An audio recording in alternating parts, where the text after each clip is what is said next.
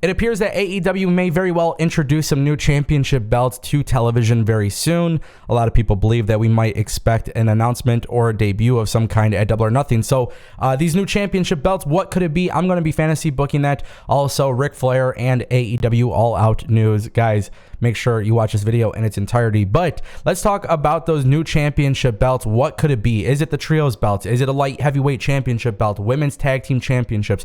What could it be? Now, nobody technically knows what is happening here. Tony Khan did, in fact, confirm during his latest media rounds that he does have the trios championship belts designed, but also there is discussions about more championship belts. And obviously this is creating a conversation amongst a lot of people on the internet. Now, when it comes to new championship belts in AEW, I think everybody's going to have a different answer here. Now, based on what I have seen in the last 3 years of AEW television, being that they are TV 14, I am one of those people on the internet that believe AEW could very well benefit from having like a hardcore championship. Something, with hardcore stipulation. I don't know if the 24/7 component is even factored into the championship belt, but based on the fact that AEW is creating live, compelling television that is a little bit more bloody and gory compared to its competition, it does seem very fitting. Also, another thing that I have thought about for a while would be a light heavyweight championship belt.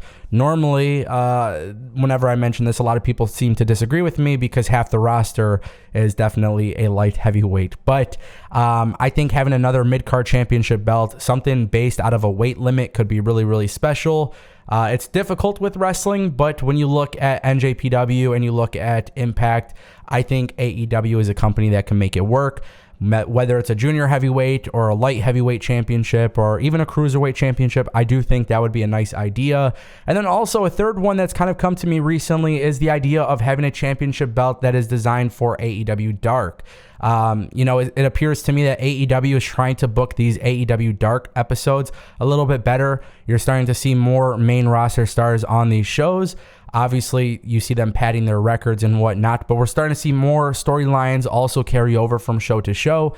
I'm not opposed to the idea of a mid-card championship belt that is designed for AEW Dark. I don't know what that would be. I don't know if it's the AEW Dark Championship or whatever it may be, but I think that could even be a possibility. The idea that Tony Khan's willing to add new championship belts to the show is great. I like championship belts. You don't want to get too crazy with them.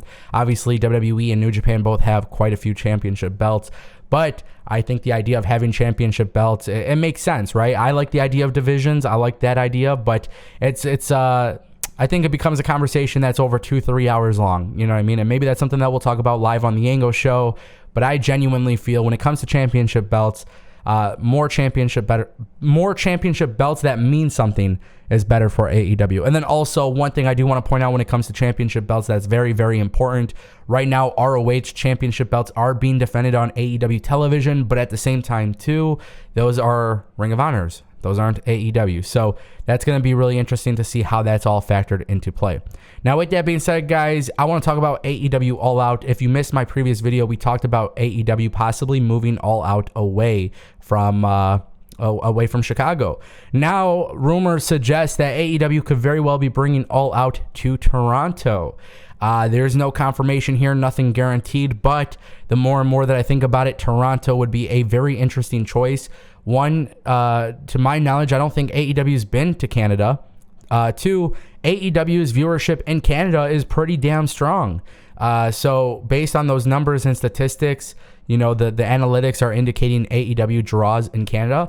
I would assume Toronto could be a really good spot for AEW All Out.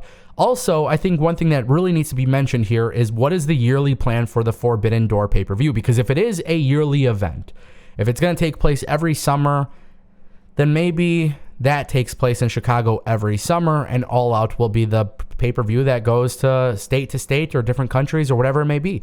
I think even the possibility one day of AEW going to the UK, maybe not this year because WWE will be there as well for Clash at the Castle, but I think in future years, I think if AEW can really get All Out to become like a stadium show, where Fulham plays in their stadium, like that could be a really cool thing. I think the idea here has to be that AEW aims for doing bigger and better destinations. That is going to be something that really takes AEW to the next level. And if AEW All Out is in Toronto, I honestly don't think there's any more restrictions between travel and all of that stuff. So it would be fairly easy for people to go and travel to. Should be interesting. Obviously, Chicago is a really, really good spot for AEW, so I'm kind of shocked to see that they might be moving All Out, but I think it's something to look forward to. And guys, I can't believe I'm talking about this. Ric Flair training to be a wrestler. You may have seen my tweet if you follow me on Twitter at the official Ango. See, I can't even remember my own Twitter username. But if you go on to Twitter, you might have seen my tweet, and I just simply said yikes. And I had a lot of people ask me, whether it was in the Discord or Twitter or whatever, people asked me, they said, what are your thoughts on Ric Flair wrestling again? And I thought yikes said it all. But if anybody wants to hear my genuine thoughts, it's pretty simple.